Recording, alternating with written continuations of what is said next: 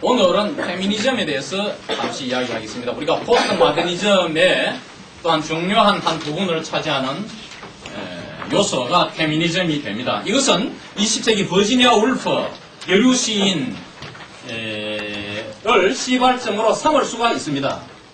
그 에세이 A Room of One's Own, 자기 자신의 공간, 방 해서 우리가 여자한테, 남자한테 이제 빌부터가, 남편한테 빌부터가 생계를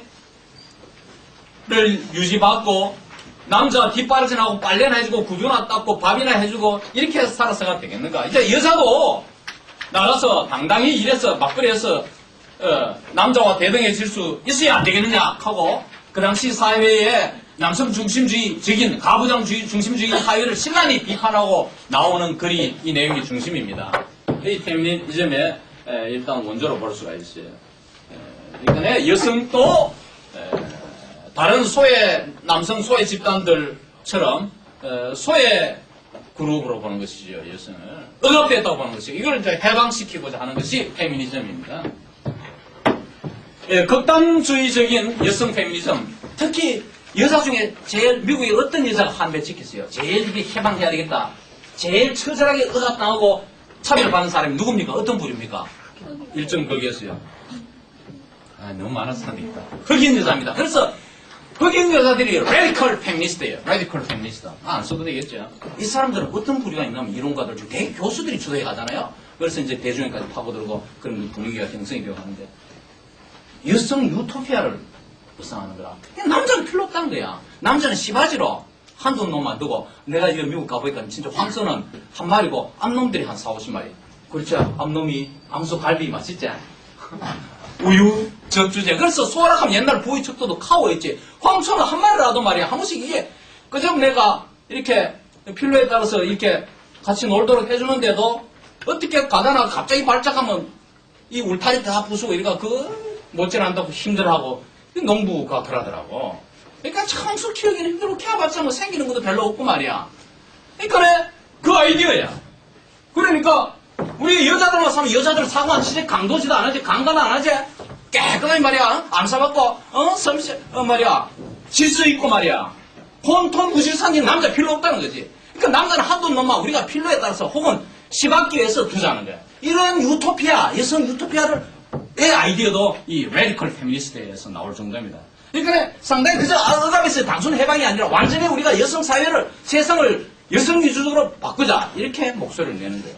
이 과격한 여성주의자들이지만, 그러니까 우리가 가부장 제도라는 게 아버지의 중심 아닙니까? 아브라함이 이삭을 낳고 이삭이 야곱을 낳고 이건데, 이 가부장 제도, 족장을 페이트리 아크라고 제도를 이즘이라 하잖아요. 이 남성 중심적인 사회를 깨부수자는 거야. 그러니까 쉽게 말하면 이게 페미니즘이에요. 중심이 그거예요. 그러려면 1차적으로 우리가 financially independent, 경제적으로 독립해야 돼요. 직장을 가져야 되고 버지니아 울프 같은 우리도 시를 쓰든지 각 분야에서 적극적으로 돈벌이에 나서야 돼요. 또 정서적으로도 이제 남자한테 붙어가 남자 한마디 달콤한 이야기 해준다 해서 눈물에다 찔찔로 감사합니다. 나는 I am yours 하고 18, 19세기에 그랬잖아. 난 당신 끝이에요 하고 이래 해서는 안 된단 말이에요. Emotionally independent. 정서적으로도 독립해야 됩니다. 아주 독립 개체로서 그걸 주장하고 있어요. 이 페미니즘에서는.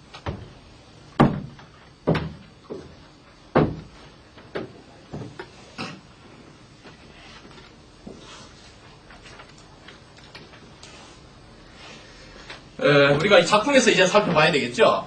그러니까 무슨 The Sound and the Fury. 고전에 제인 에어. 제인 에어 여자가 굉장히 페미니스트죠. 그렇죠? 당당하게 말이야.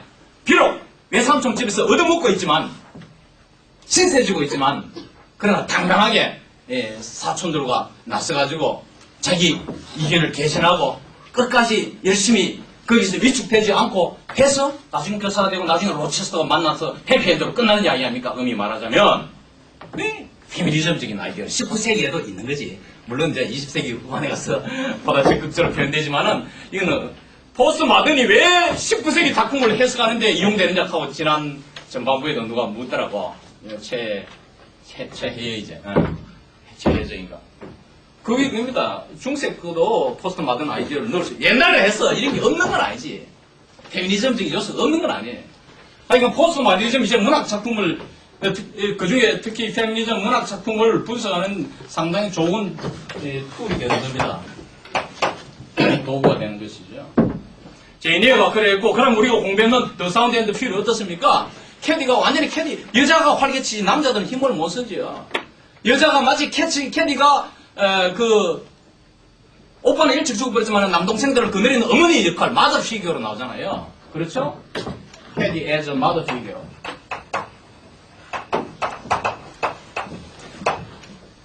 이 캐디였잖아요.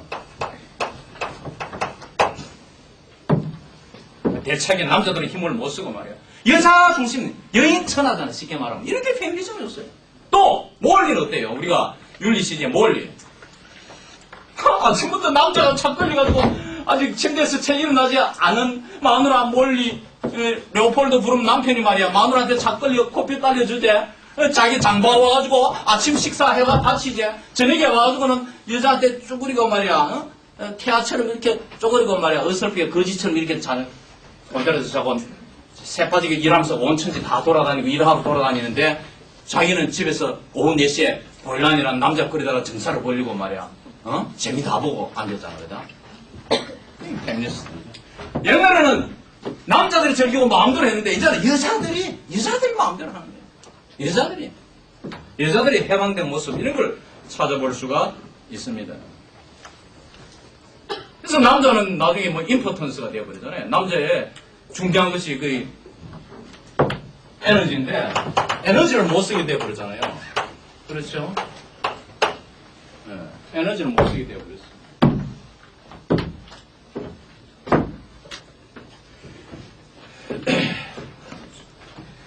그 다음에 오늘 중요한 이야기는 사이코애널리시스입니다.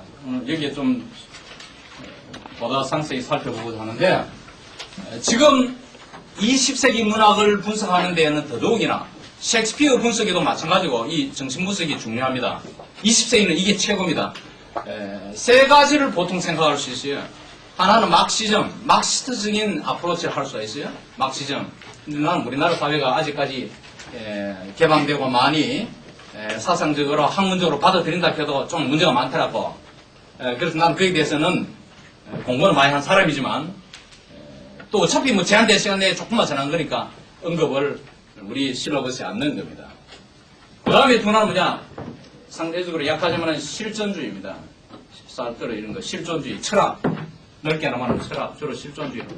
그 다음에 사이코내리시스가 내가 볼 때는 가장 중요한 이 방법론이 됩니다. 작품 분석에. 그래서 여러분 잘 들어야 됩니다. 우리가 작품 지금 여러분들하고 분석에 들어가면서 정신의학의 용어들을 여러 개 이미 소개한 바 있습니다.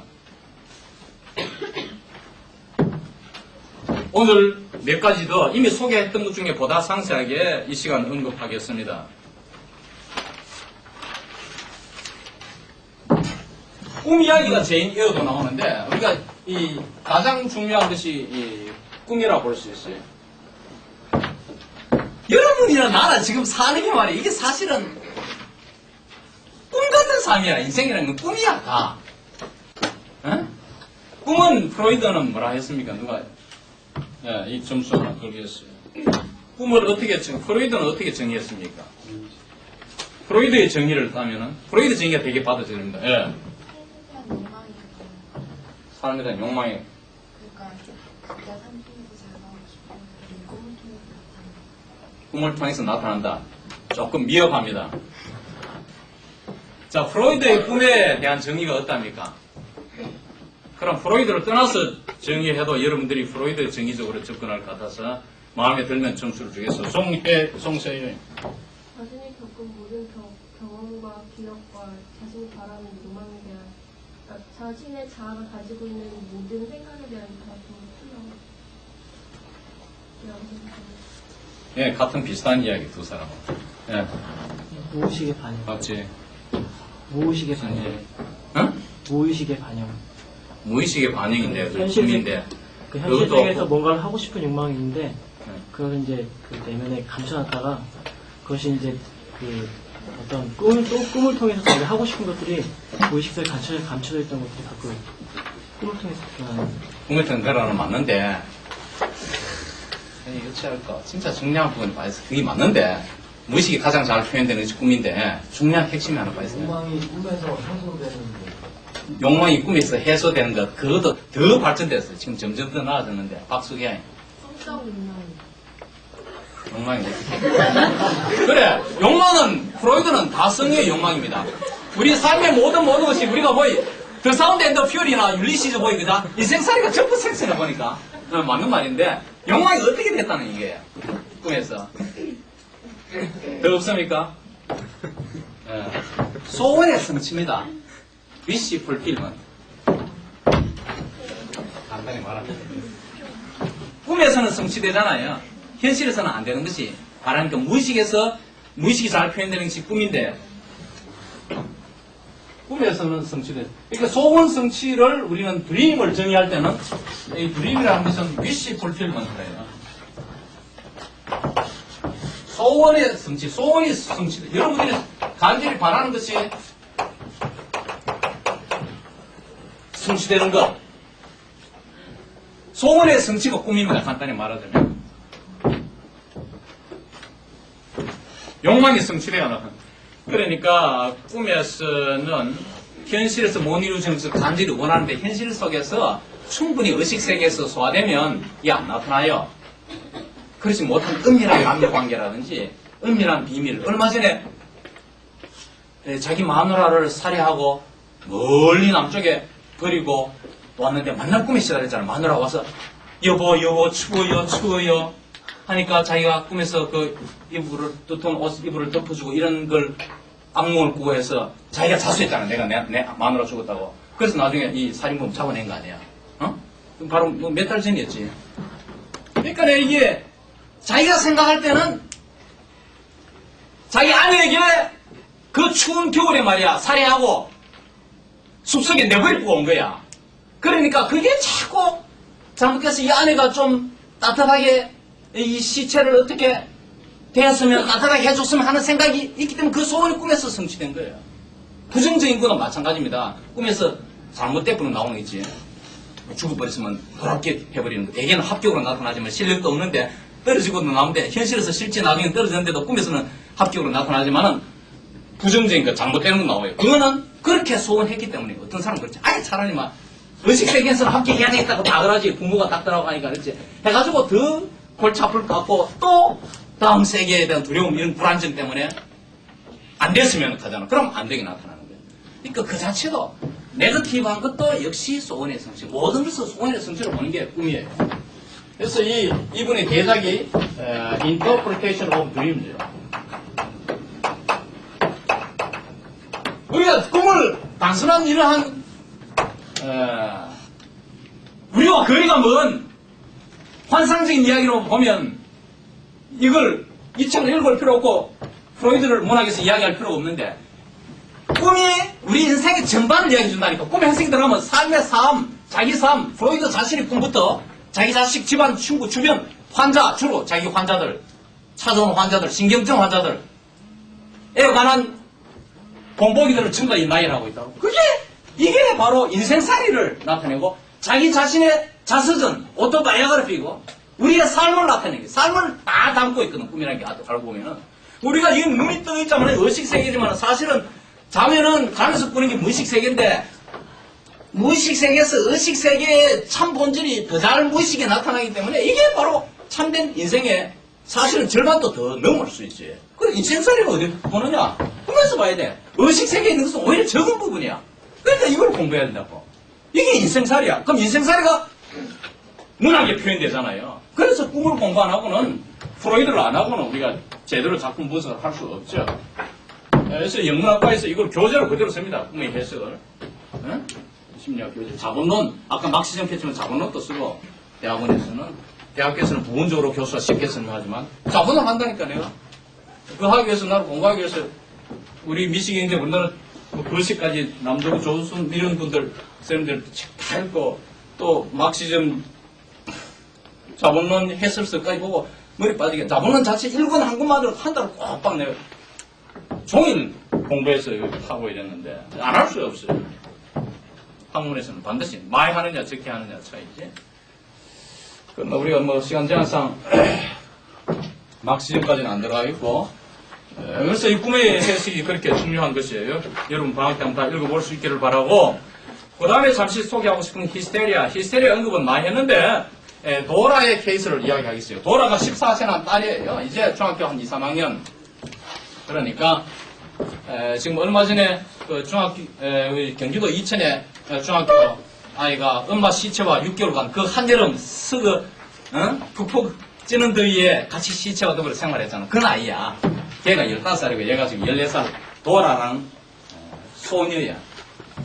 근데 이 소녀는 어머니가 뭐 워낙 억척같이 일하고 부지런하고 이래서 자기 딸을 개인적으로 살필 여력이 없었어요. 그러고 뭐 다정하게 딸과 대화하고 이런 가정주부가 아닙니다. 남편은 직장에 나가서 사업한다고 바쁘고 또 아주 훌륭한 사람이지.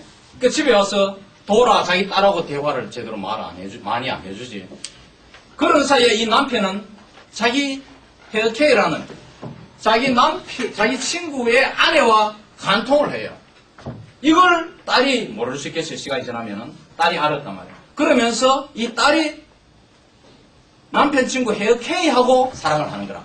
그러면 자기 아빠 또래니까 40대 남자하고 14살이 무슨 말인지 알겠죠, 여러분? 그러니까 이 도라의 아빠는 친구의 아내와 간통을 하고 장기적으로 오래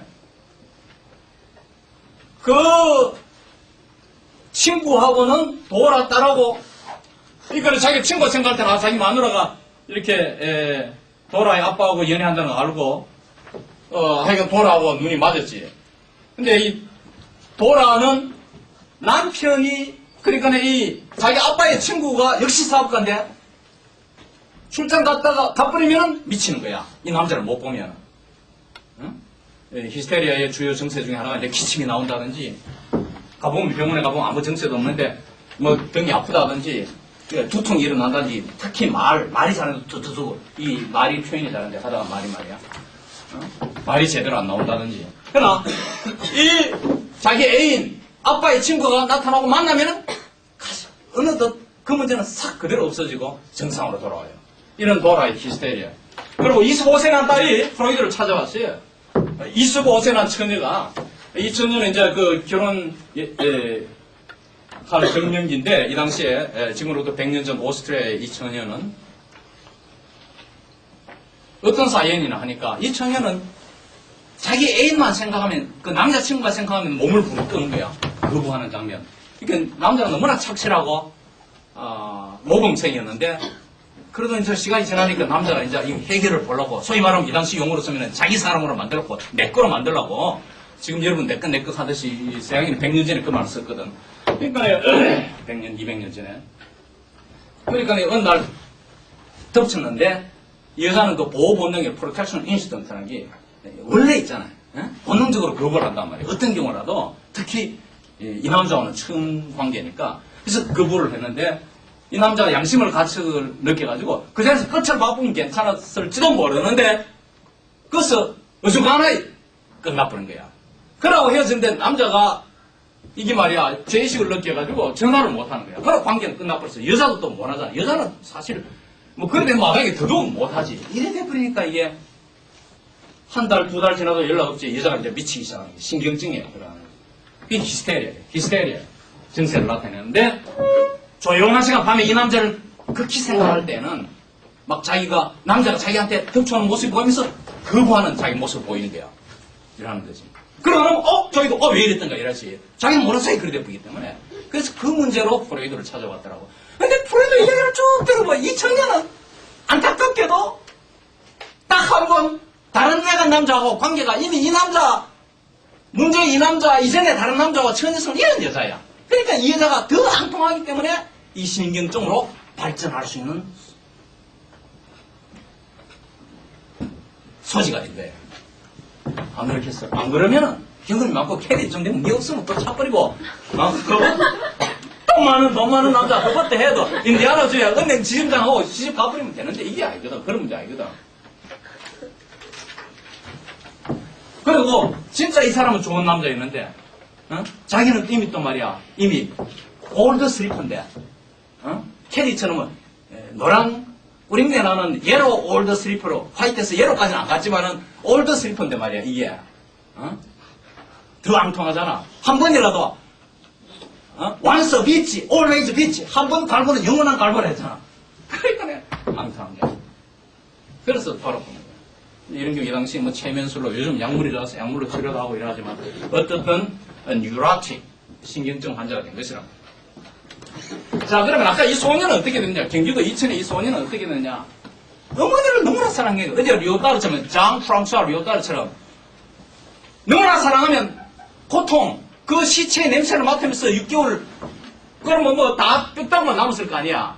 그럼 매일같이 체면으로 사람 죽으면 뭐 똥 항문이 벌어지면서 똥부터 퍼내야 될 거 아니야. 이러니까 청소하면서 뭐 살았겠지. 번하게. 근데 뭐 밥도 제대로 먹었겠어? 그런데 사랑이 그 고통, 냄새나는 이유보다 더하기 때문에 사랑하는 사람이기 때문에 그 고통 냄새가 안 난다기보다도 적게 느껴지거나 견디낼 수 있는 것이 왜? 즐거움이 다하니까. 우리가 요따로 말했듯이 쾌감이랄까 성행위성 쾌감이지 통증보다 쾌감이 더하면 한닥했잖아.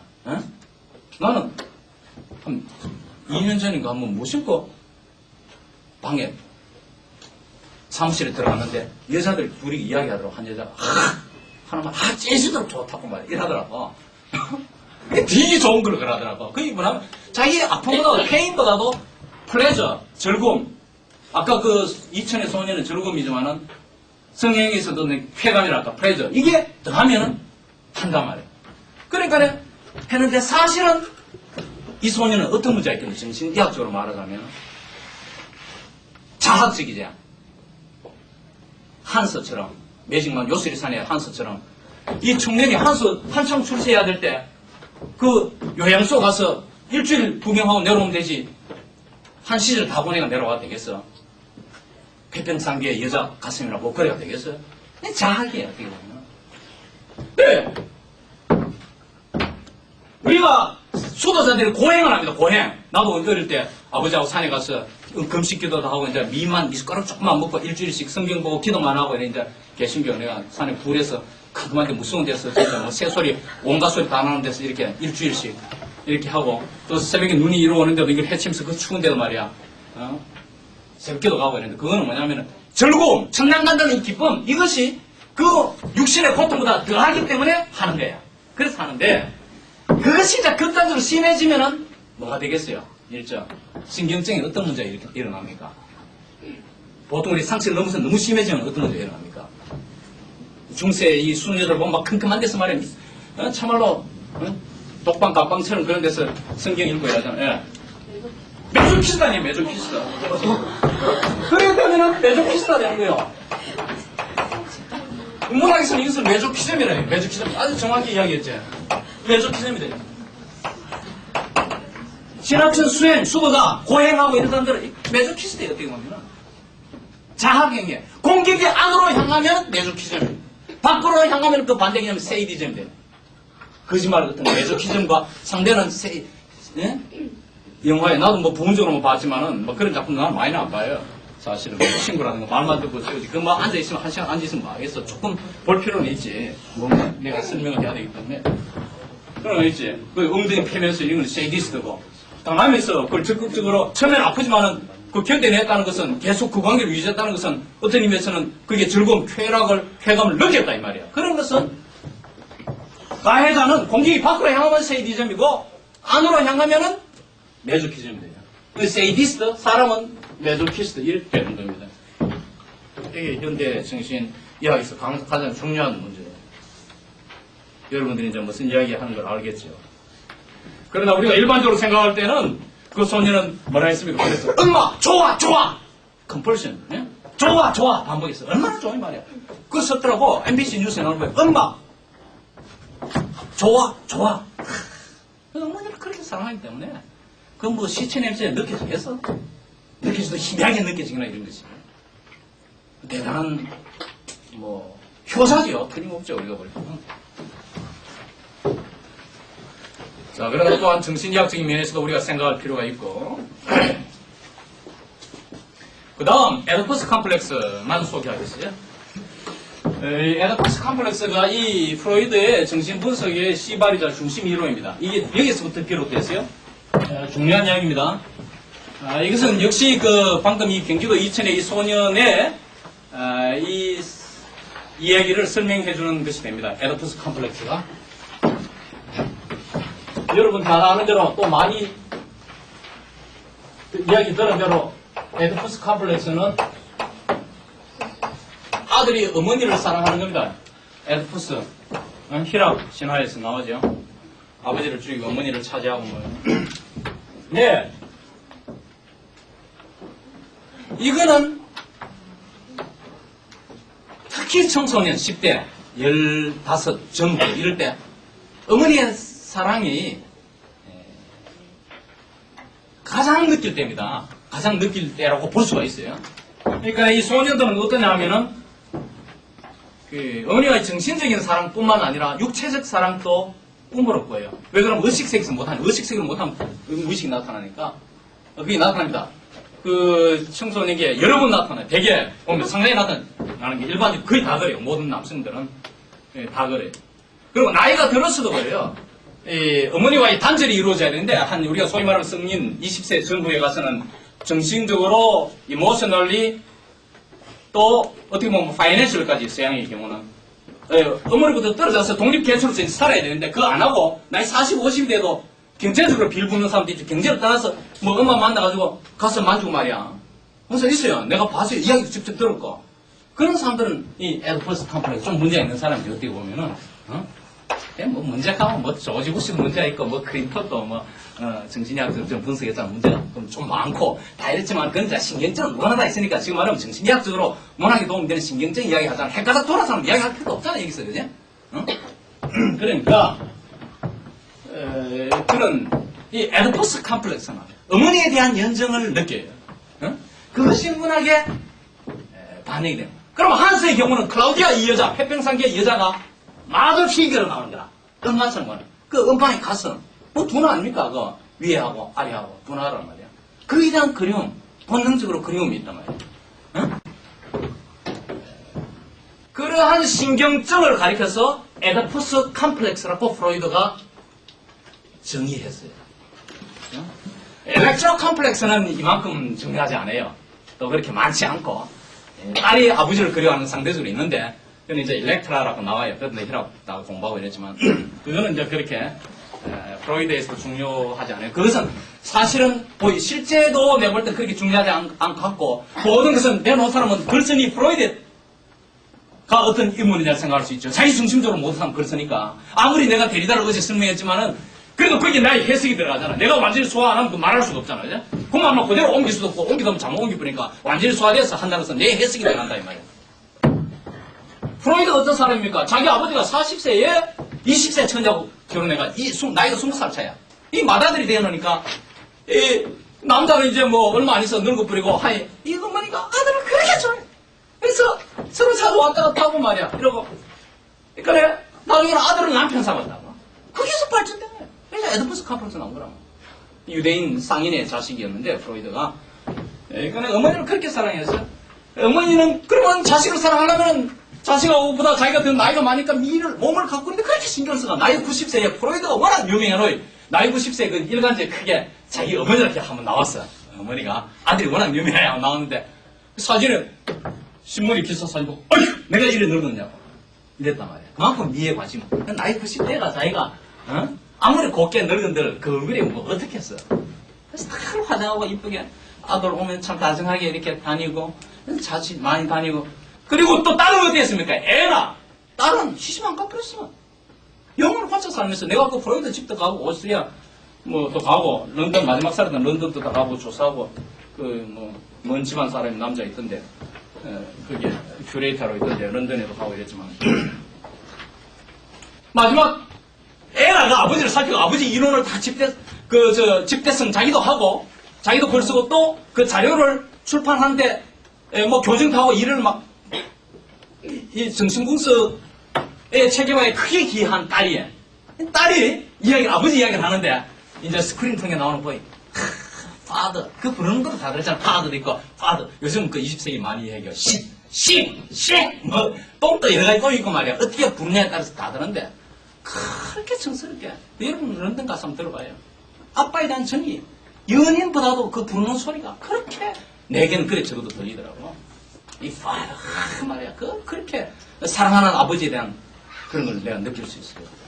워낙 그게 목소리가 스윗하고 이랬어요. 이런 관계를 우리가 살펴볼 수 있어요. 그래, 에디퍼스 컴플렉스. 그렇죠. 그러니까 결과적으로 딸과 아버지의 관계도 생각할 수 있지만은 남자, 여자 관계는 결과적으로 딸과 아버지도 그 딸도 나오니까 어머니가 되니까 딸과 아버지의 관계보다는 어머니와 아들의 관계로 일반적으로 컴플렉스를 이야기해 나간다는 그 이야기는 내 이야기가. 알겠죠? 그래서 이 자식은 어머니에 대한 사랑이 굉장하고 특히 이 사춘기 때 지나면서부터는 굉장해집니다. 그러나 그때부터는 이제 11살 이 되면서부터 엄마의 가슴을 만질 수가 없잖아요. 심지어 뭐 초등학교 때까지는 우리가 이해하지만 그렇기 때문에 더 정신적으로 간절해져서 그것이 꿈에 많이 나타나고 뭐 시달린다기보다도 꿈에서 만족되고 이런 것을 많이 볼 수가 있어요. 그런 것이 꿈에서 깨어나지 않고 의식세계에서 행동을 해버리면 엄마 안고 시차기를 10년이라도 살 수도 있는 것이지. 무슨 이야기인지 알겠죠? 그 이야기야. 내 이야기의 중심은. 그것이 에디퍼스 컴플렉스라는 거예요.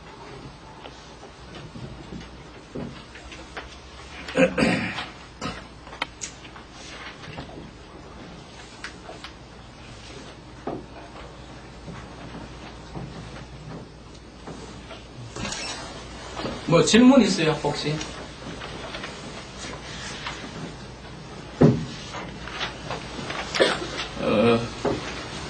질문 없으면 허루시네이션이 중요한데 전에 우리가 조금 이야기는 했는데 제인 에어 때부터 했는데 독일어로 허루치나치온. 근데 이 허루치나치온, 이 허루시네이션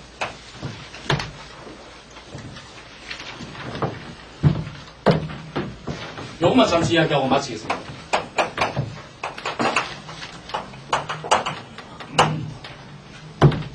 우리 문학에만 관련지어서 내가 사실 뭐 여러분 프로이드에 대해서는 이야기할 게 굉장히 많습니다. 네. 안 보이는 것이 보이고 현실 세계에 없는 의식 세계에서 실제 리얼리티에서 없는 것이 눈에 보이고 없는 소리가 들리는 게 이게 환각이라는 이게 hallucination이에요. 비몽사몽가이라든지 이런 문제가 hallucination에서 다 설명이 되는 것입니다. 어떤 사람을 간절히 사모하면 그 사람의 목소리가 들리고 그 사람의 모습이 보이잖아요. 이게 심해져가지고 생활에 지장까지 줄 정도 되면은 신경증 환자로 넘어가는 거죠. hallucination으로 넘어가는 것이고 조그만 증세는 누구나 다 있다가 사라지고 또 또 다른 새 애인이 생기면은 전 애인 잊어버리고 남자 애인이 군대 갔다 돌아오면 그 문제 해결돼버리고 뭐 이래요. 그런 식으로 이제 나타났다 사라졌다 이렇게 누구나 다 일생에 여러 번을 반복하는데 이게 hallucination. 우리가 예처 그 물소리가 들리는 이야기라든지 이런 것들이 다 hallucination이 있었습니다. 문학에서는. 자, 이런 그루움이나 어떤 사모하는 마음이 없으면 문학 작품이 안 되겠죠. 그러니까 이게 중요한 부분을 차지해요. 문학이 현실만 담아버리면은 현실만 있는 그대로 이쪽에 아리스토텔레스가 말하는 그 미메시스 오브 라이프, 미메시스 하는 거, 미메시스 오브 라이프, 삶의 모방, 현실 세계 삶만 모방해버리면은 뭐 재미가 없겠죠. 특히 20세기에 들어가서는 더더욱이나 꿈 같은 얘기가 많고 hallucination 이 정세가 두드러지게 나타나죠. 많이. 그러면은 지금 이 전체적으로 이야기하면 뭐냐면 지금 나이란 몇 가지 내가 뭐 중요한 몇 가지만 나이를 했지만 문학에 특히 관련돼서 중요한 부분들 나이를 했지만 이건 뭐냐면은 이제 이 정신의학적으로 도움되는 이야기를 하자면 왜 오느냐 어떻게 치유하느냐 이런 문제는 간단해요. 스트레스 때문에 전부 스트레스. 이게 이제 그래서 텐션 긴장이 쌓이는 거죠. 긴장을 하다 보면 긴장해서 스트레스가 쌓여가지고 결과적으로 이런 신경증이 되는 거란 말이에요. 현대인들이. 그러면은 긴장을 안 하고 살살인다. 시험 공부한다고 긴장하고 오늘도 이런 모아서 지금 기말고사 시험 코치해야 되는데 아주 긴장하고 있잖아. 이미 보면 이전에보다 말이야 기쁨이 적어. 전날 저녁에 잠 못 자가지고 보면 눈에 안 네 말이야 힘이 없고 말이야 비실비실한. 이게 보통 긴장과 스트레스가 이게 말이야 고달프게 살아가는 현대인들이잖아요. 예? 옛날에 없던 시험들도 많고 있으면 뭐 온갖 자격시험이라든지 말이야. 그러다 보니까 이것이 패러노이아로 딜루전 망상으로 나타나기도 하고 홀루시네이션은 헛것이 보일 수도 있고 헛소리가 들릴 수도 있고 또 소리를 지르거나 갑자기 그것도 히스테리아예요. 갑자기 괴성을 지른다든지 말이 더듬어진다든지 뭐 안 아픈데 말이야 기침을 한다든지 머리 두통이 온다든지 이런 현상이 벌어지는 거란 말이에요. 개인에 따라서 다 다양해요. 기관지가 나쁘면 기침에 관련될 수 있고 뭐 여러 가지 취약한 부분 마치 지진이 터질 때 지각에 취약한 부분으로 분출하잖아요. 그게 화산 아니에요. 응? 그런 식으로 하듯이 신체에 취약한 부분, 만만한 부분, 좀 여성이 좀 소심하고 이러면은 패러노이아로 나타나겠지. 꼼꼼하게 자기 센터센터하고 밖에 안 나고 대인기 피하고 말이야. 그런 증세로 나타날 때고 활발하고 들들하면 히스테리아에 나오는 TSLS의 시처럼 웃으다니면 갑자기 상황이 안 먹고 혼자 웃고 자꾸 자꾸 웃으려고 활발한 사람 되게 보면은 결손가정의 자식이거나 자기 그 슬픔이나 아픔, 고통, 긴장, 스트레스를 웃어서 넘기려고 의식적으로 웃는 것도 뭐 안 웃는 것도 나은데 하여간 그걸 해결해야 되니까 해소하는 방법이 표출돼 심부터로 나타나는 게 히스테리아예요. 이런 것들이 다 마찬가지예요. 자기의 어떤 문제를 해소하는 방법이 히스테리아로 나타나고 홀루시네이션. 왜냐면 내 애인을 봐야 되는데 보고 싶어 미치는데 군대 간 애인이 꿈에 나타나야 될까니까 눈을 뜰 수도 지금 보여야 될까. 그 애인의 목소리 들려야 살 거 아니야. 그걸 해소해주는 게 홀루시네이션이라는 병으로 보답을 해주는 거야. 프로이드의 말을 빌리면. 그러니까 이런 표현이 말이야. 프로이드가 귀찮게 나간다고. 문장 구조도 복잡하고 전개, 논리 전개하는 방식이 논리적으로 전후관계를 잘 잡자. 그래서 아이디어도 좋지만 아이디어 좋은 정신과 의사가 얼마나 많나. 글을 너무너무 잘 쓰기 때문에 이렇게 지금 인문학에서는 다 연구되는 사람이 된 것이죠. 자, 그럼 우리가 오늘 여기까지 마치겠습니다.